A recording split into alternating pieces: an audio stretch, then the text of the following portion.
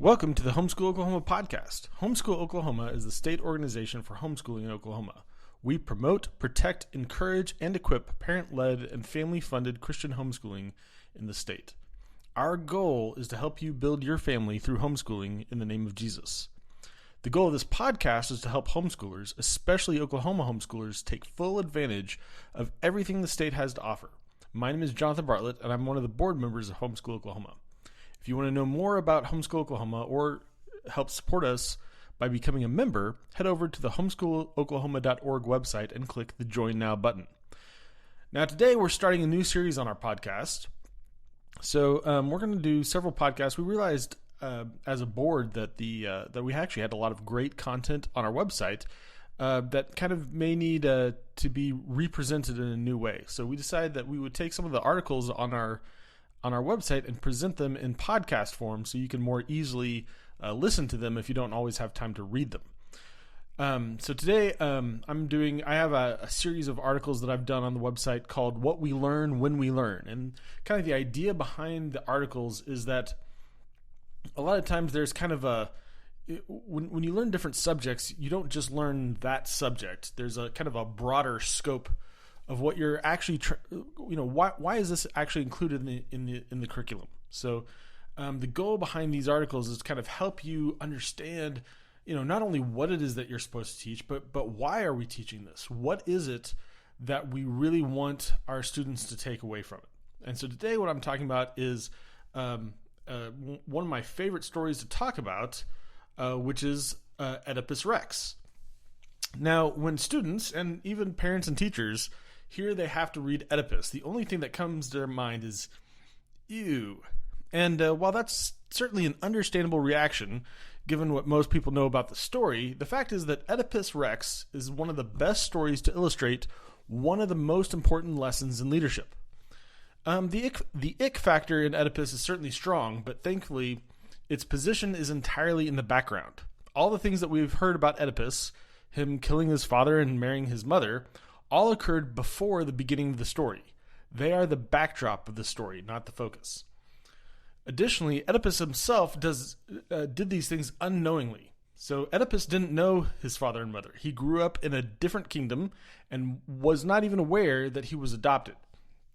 So when he came to his true homeland, he had a brutal encounter with a man he did not know. However, the audience knows that man was Oedipus's father and the king. Oedipus eventually becomes a local hero and marries the queen, who now lacks a husband, but is Oedipus's mother. So rather than being some Freudian desire, Oedipus's situation is a tragedy that Oedipus himself is horrified by when he discovers the truth. So why should we bother to read this book? Well, so this book wrestles with a fundamental question that all leaders need to wrestle with.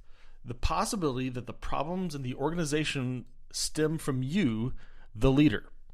So in Oedipus, because of the things that Oedipus has done, even unknowingly, the city is subjected by the gods to a plague.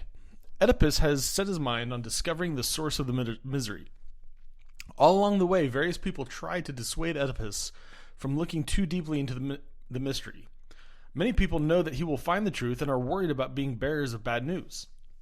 And this is actually the situation that many leaders find themselves in. They're trying to find the truth, but their subordinates do not want to tell them what they, the leaders, are themselves the problem. Each subordinate tries to convince Oedipus to call off the search. What makes Oedipus a hero in my reading is that Oedipus refuses to look away. He refuses to take the hint. For him, no matter how ugly the truth, Oedipus will face it.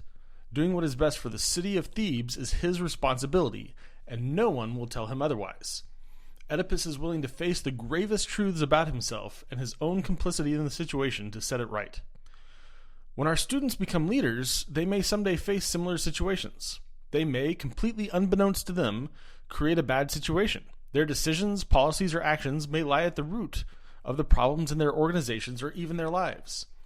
Oedipus teaches us that we are not always blameless and that truly fixing the situation may require facing hard truths about ourselves.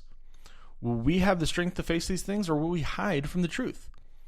Oedipus could have easily looked the other way. He could have said, "How could a plague possibly be my fault? After all, who would blame the king for a disease?